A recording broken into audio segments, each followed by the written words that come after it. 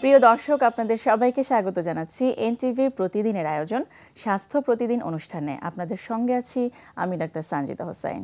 দর্শক, যে বিষয়টি নিয়ে আজ আমরা আলোচনা করব সেটি হচ্ছে সোশ্যাল ফোবিয়া। আর এই বিষয়টি নিয়ে আলোচনার জন্য আমাদের স্টুডিওতে আজ উপস্থিত আছেন একজন ক্লিনিক্যাল সাইকোলজিস্ট। চলুন পরিচিত হওয়া যাক আজকের অতিথির সাথে। ডক্টর কামরুজ্জামান মজুমদার 1978 সালের মে মাসে ঢাকা জেলায় জন্মগ্রহণ করেন। তিনি 2005 সালে ঢাকা বিশ্ববিদ্যালয় থেকে ক্লিনিক্যাল সাইকোলজিতে ডিগ্রি অর্জন করেন। এরপর তিনি এই বিষয়ে মনাস বিশ্ববিদ্যালয় থেকে পিএইচডি ডিগ্রি লাভ করেন। বর্তমানে তিনি ঢাকা বিশ্ববিদ্যালয়ে ক্লিনিক্যাল সাইকোলজি বিভাগের বিভাগীয় প্রধান হিসেবে কর্মরত আছেন।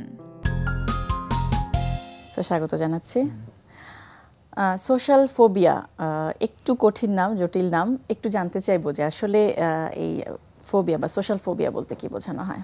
সোশ্যাল ফোবিয়া নামটা শুনতে একটু কঠিন লাগতে পারে, কারণ ইংরেজি নাম, কিন্তু বাংলা বললে খুব কঠিন না। আসলে সোশ্যাল ফোবিয়াতে মূলত হচ্ছে সামাজিক পরিস্থিতিতে ভয় লাগা বা অস্বস্তি বোধ করা। এটা সব মানুষেরই কম বেশি লাগতে পারে, কিন্তু কারো কারো এটা এমন পর্যায়ে যায় যে তারা এতই অস্বস্তি বোধ করেন সামাজিক পরিবেশ, বিশেষ করে নতুন পরিবেশে বা অপরিচিত পরিবেশে তারা ঘামতে থাকেন, অস্বস্তি বোধ করতে থাকেন এবং এমন একটা ভয় তৈরি হয়, তারা এগুলি আস্তে আস্তে অ্যাভয়েড করা শুরু করেন। এই মানুষগুলো পরবর্তীতে দেখা যায় যে কোনো সামাজিক অনুষ্ঠানে যেতে চায় না, একলা একলা থাকে। তার যে যেতে ইচ্ছা নাই তা না, তার খুবই ইচ্ছা করে যায়, সবার সাথে গল্প করি, কিন্তু মনের ভিতরে একটা খুঁতখুঁতি থাকে যে আমি হয়তো পারবো না, বা আমি যদি যাই মানুষ হয়তো আমাকে দেখে হাসাহাসি করবে, বা কে কী ভাবছে, সারাক্ষণ মনের মধ্যে এগুলি তার চিন্তা ঘুরতে থাকে, যে কারণে তার স্বাভাবিক যে পারফরমেন্স বা কাজকর্ম ঠিকমতো করতে পারে না এবং মনের মধ্যে খুবই কষ্টে থাকে। কারণ যেহেতু সে সারাক্ষণ ভাবছে যে তাকে নিয়ে সবাই ভাবছে, আসলে তো এতটা না সে যতটা ভাবছে। তো আসলে এর পেছনের কারণগুলো বা কোনো ফ্যাক্টর আছে কিনা, যে কি কারণে এটা অনেক কারণে হতে পারে। মূলত আমাদের যেভাবে আমরা বড় হয়ে উঠি ছোটবেলা থেকে, আমরা চারপাশ দেখে শিখি মানুষ কেমন, কে কেমন ভাবে আচরণ করে, আমাকে দেখলে মানুষ কি বলছে, এইসব বিষয়গুলো শিখি নর্মালি। তো কারো লাইফ এক্সপিরিয়েন্সে যদি এমন কিছু ঘটে যে যেখানে সে কাউকে দেখেছে যে কোনো একটা অনুষ্ঠান করতে গিয়ে অপমানিত হয়েছে, বা কেউ একজন গান গাইতে বসলো স্টেজে এবং সবাই তাকে বাজেভাবে বললো, তখন তার মধ্যেও ঢুকে যায় আমি গেলে যদি এরকম হয়, এবং এগুলো ঢুকতে থাকে। এবং এরকম সিচুয়েশন তো অনেকেই থাকে, সবার কিন্তু সোশ্যাল ফোবিয়া হয় না। অনেকেই কিন্তু ওই ঘটনা দেখতে পারে, কিন্তু সোশ্যাল ফোবিয়া হয় কেন? তো কারো কারোর মধ্যে আবার ভালনারেবিলিটি থাকে। কেউ কেউ জন্মের পর থেকে, বা বেসিক্যালি কারো কারো পার্সোনালিটি প্যাটার্নটাই এমন যে একটু খুঁতখুঁতি টাইপের বা মনের মধ্যে একটা দুশ্চিন্তাগ্রস্ত টাইপের থাকে কেউ কেউ, তারা বেশি অ্যাফেক্টেড হয় এবং তারা দেখা যায় সোশ্যাল ফোবিয়া হয়ে যায়। এটা বেশিরভাগ ক্ষেত্রে ব্যক্তিগত এক্সপিরিয়েন্স থেকেই তাদের এটা তৈরি হয় এবং সামাজিকরণ প্রসেসের মধ্যে দিয়ে। আচ্ছা, তো সে তখন কি করবে বা করণীয় কি? সে নিজে কি কখনো বুঝতে পারে যে তার এই সমস্যাটা হচ্ছে বা এটির যে ম্যানেজ দরকার? তার যে কি কষ্ট বরং সেই ভালো বোঝে, আর কেউ বোঝে না। আমরা কিছুটা বুঝি কারণ আমরা তাদের নিয়ে কাজ করি। তার পরিবারের সদস্যরা তো বলে তো কি এমন করিস কেন, গেলে কি হয়, আমরা যাই, চল যাই, কিন্তু ওর যে ভেতরে কি হয় সেটা আসলে কেউ ধরতেও পারে না, সেটা কেউ বলেও না। তারা ভাবে যে ও বেশি বেশি করছে, কিন্তু বেশি বেশি তো তার তো শখ লাগে না এটা করতে। তাকে যে একটু সাপোর্ট দেওয়া যায়, অনেক ক্ষেত্রে কিন্তু সোশ্যাল ফোবিয়া ব্যক্তি নিজেই সমাধান করতে পারে।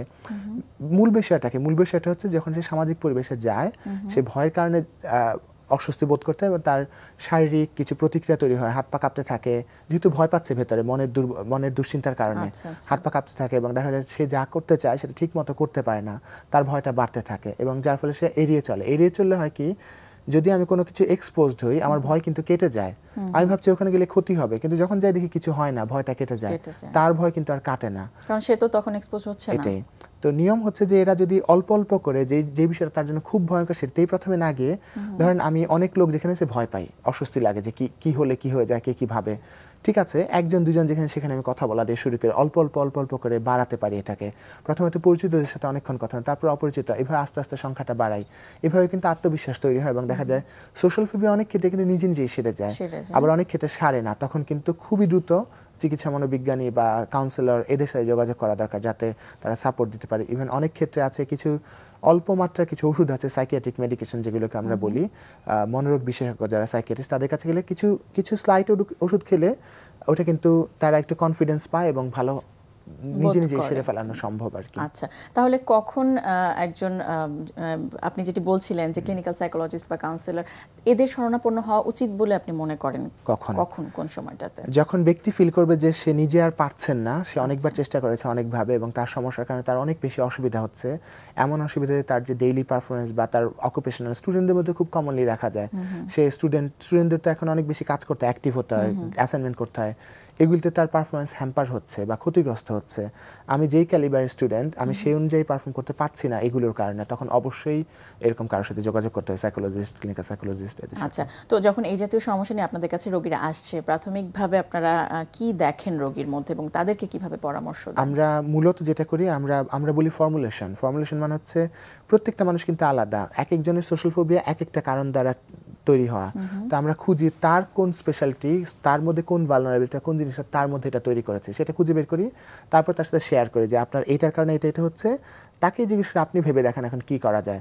সে কিন্তু খুবই ভালো বুঝতে পারে যে আমার মনে হয় যদি এই চিন্তাটাকে যদি পরিবর্তন করা যায় বা আমার এই আচরণটা পরিবর্তন করলে ঠিক হবে, তখন আমরা তাকে সেই বুদ্ধি নিয়ে কাজ করি। যেমন থট চ্যালেঞ্জ একটা প্রসিডিউর আছে, যেমন আমি ভাবছি আমি যে যাচ্ছি মানুষজন হয়তো আমার দিকে দেখছে, তো ঠিক আছে, তার একটা ফিয়ার থাকে, আমি রাস্তায় বলে সবাই আমার দিকে তাকিয়ে আছে। আমরা অনেক সময় এমন হয় যে আমরা বলি বিহেভিয়ারাল এক্সপেরিমেন্ট, একটা ছোট এক্সপেরিমেন্ট করে ফেলি, ঠিক আছে চলেন যাই বাইরে, আমরা যাই সাথে এবং তাকে বলি ঠিক আছে আপনি এবার দেখেন গুণে কজন আপনার তাকিয়ে আছে। ব্যস্ত রাস্তায় কি আসলে তো কেউ তাকায় না, কিন্তু তার মনের ভুল, তখন সে দেখে আসলে কেউ তাকাচ্ছে না। এতদিন কিন্তু সেটা খেয়াল করেন, সে যেত এবং নিচের দিকে তাকিয়ে থাকতো, কারণ কেউ যদি তাকিয়ে থাকে। এখন যখন সে গুণে দেখে কেউ তাকাচ্ছে না, তখন তার কনফিডেন্স বাড়ে, আসলে কেউ তাকায় না। তারপর দেখা যায় এরপরে সে এগুলি এক্সপোজড হওয়া বা বাড়তে থাকে যায় এবং তার কনফিডেন্সটা বাড়তে থাকে। চিন্তার পরিবর্তন আমরা করি, থট চ্যালেঞ্জ একটা প্রসিডিউর আছে, খুবই দারুণ কাজ করে। আর দুশ্চিন্তা যে হয় তার তো ফিজিওলজিক্যাল রেসপন্স হয়। আরেক ধরনের ব্যায়াম আছে রিল্যাক্সেশন, যেটা মেডিটেশন যেরকম করে অনেকটা কাছাকাছি, রিল্যাক্সেশন, ওইটাও হেল্প করে ব্যক্তির দুশ্চিন্তাকে কমিয়ে আনতে। সোশ্যাল ফোবিয়া কিন্তু খুবই ভালো ট্রিটমেন্ট হয়। তো যারা সাফার করছেন অনেকে এসে আমাদের বলেন, ইস আমি যদি জানতাম এটা ট্রিটমেন্ট আছে তাহলে এতদিন আমাকে সাফার করতে হতো না। তো আমরা সাজেস্ট করব যদি আপনারা দ্রুত সমাধানের জন্য আসেন, আমাদের এইরকম অনুষ্ঠানের মাধ্যমে অনেকে হয়তো ইতিমধ্যে জানছেন যে এইটারও চিকিৎসা হচ্ছে এবং খুব সফলভাবে করছেন আপনারা চিকিৎসা। কি কি ধরনের ক্ষতিকর বিষয় ঘটে থাকে এই সোশ্যাল ফোবিয়ার কারণে? সবচেয়ে ভয়ঙ্কর যেটা, তার পারফরমেন্স ডিক্রিজ করে। এবং ধরেন আমার তো একটা লাইফের একটা গোল আছে, আমি কি চাই বা কেমন চাই, আমার একটা অ্যাসপিরেশন আছে। তো এখন আমি ধরেন একজন ডক্টর, আমি সোশ্যাল ফোবিয়ার কারণে কারোর সাথে মিশতে পারি না। স্বাভাবিকভাবে আমার ডক্টর তো রেফারেল বেস, মানুষ সার্ভিস পাবে, জানবে। সে যদি মিশতেই না পারে, তার তো মানে চেম্বার খুলে বসে থাকলে কে আসবে তার কাছে? তো ওই বিষয়গুলো হয় কি, তার ক্যাপাসিটির অনুসারে সে পারফর্ম করতে পারে না এবং একটা ফ্রাস্ট্রেশন তৈরি হয়ে যায় যে আমি কিছু পারছি না, আমার কেন এরকম হবে। এবং যেহেতু একা হয়ে যায়, সবচেয়ে দুঃখজনক যেটা হচ্ছে আমাদের লাইফে এমনিতেই কষ্টের শেষ নাই, কিন্তু লাইফে আনন্দ আছে। যখন আমরা আনন্দের পরিবেশে যাই, আনন্দগুলো জমতে থাকে। তো এরা যেহেতু এই পরিবেশগুলোতে যায় না বা এড়িয়ে চলে, তার কিন্তু কষ্টের সাথে আনন্দ যোগ হওয়ার সম্পর্ক নাই বা আনন্দ যোগ হচ্ছে না, তারা ডিপ্রেসড হয়ে পড়ে, হতাশ হয়ে পড়ে, খুবই কষ্টে থাকে ভেতরে ভেতরে। এবং সবচেয়ে বড় কথা হচ্ছে মানে তার তো ইচ্ছা করে আসলে ওগুলোতে যেতে, মানে এমন হতো আমার ভালো লাগে না, গেলাম না, তাইলে গায়ে লাগতো না, তার তো ইচ্ছা করে, সে পারে না, খুবই কষ্টে থাকে এরা। সেক্ষেত্রে ক্লিনিক্যাল সাইকোলজিস্ট বা কাউন্সিলর যারা আছেন তারা কি রকম পরামর্শ বা কি ধরনের পরামর্শ তাদেরকে দিয়ে বললাম থাকেন? যে আমরা থেরাপিগুলো নিয়ে কাজ করি। আচ্ছা, এবং কতদিন ধরে এটা চলতে থাকে এবং ভালো হচ্ছে যে সেটি বা আপনারা বুঝেন কিভাবে তার পারফরম্যান্স দেখে? পারফরমেন্স আছে, আমাদের কিছু টুল আছে যেগুলো দেখে আমরা মেজার করি যে ভালো হলো কিনা, ব্যক্তিগত নিজে বুঝতে পারে যে ভালো হচ্ছে কিনা। আমরা যখন টুলে দেখি, ধরেন এক ধরনের মেজারমেন্ট আছে যে আপনার সোশ্যাল ফোবিয়া এখন কতটুকু, সে বলতে পারে যে, বা মেজার করি আমরা। তারপর আমাদের প্রায় 10 থেকে 12 সপ্তাহ লাগে পুরো সেশনটা কমপ্লিট করতে, কারো একটু কম লাগে, কারো একটু বেশি লাগে। তো 10 সেশন পরে যখন আবার জিজ্ঞেস করি এখন কি পর্যায়ে, তখন সে দেখতে পায় যে কতখানি চেঞ্জ হয়েছে। এবং সবচেয়ে বড় কথা হচ্ছে ফ্যামিলি মেম্বার খুব ভালো দেখতে পারে বা তার সাথে অ্যাসোসিয়েটেড যারা, তোর তো অনেক চেঞ্জ হয়েছে, এটাও কিন্তু ফুয়েল দেয়।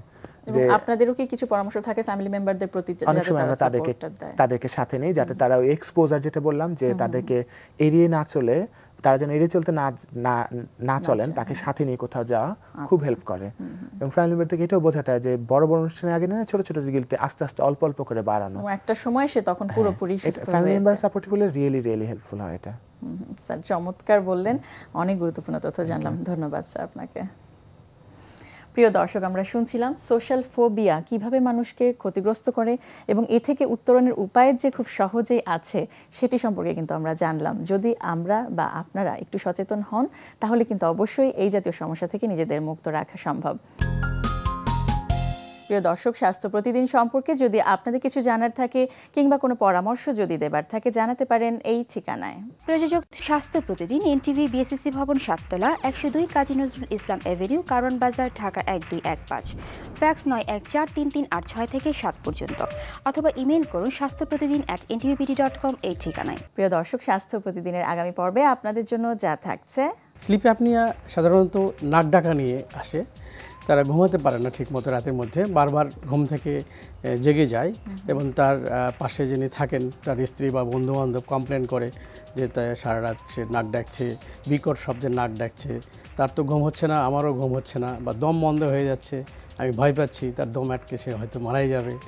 সকালে তখন যখন সে ঘুম থেকে ওঠে সে অনিদ্রা, মানে একটা অশান্তির ঘুম, মাথা ব্যথা, যেহেতু সে সাউন্ড স্লিপ হচ্ছে না। কারণগুলো বলতে আমরা সাধারণত বুঝি এটা মেয়েদের চেয়ে ছেলেদের বেশি হয়, এবং স্থূলকায়া রোগী যারা অতিরিক্ত ওজন যাদের বেশি, অর্থাৎ ওজন এবং উচ্চতার যে পরিমাপ বডি মাস ইন্ডেক্স যদি 28-এর বেশি হয়ে যায় তখন তারা এই রোগে ভুগতে থাকে।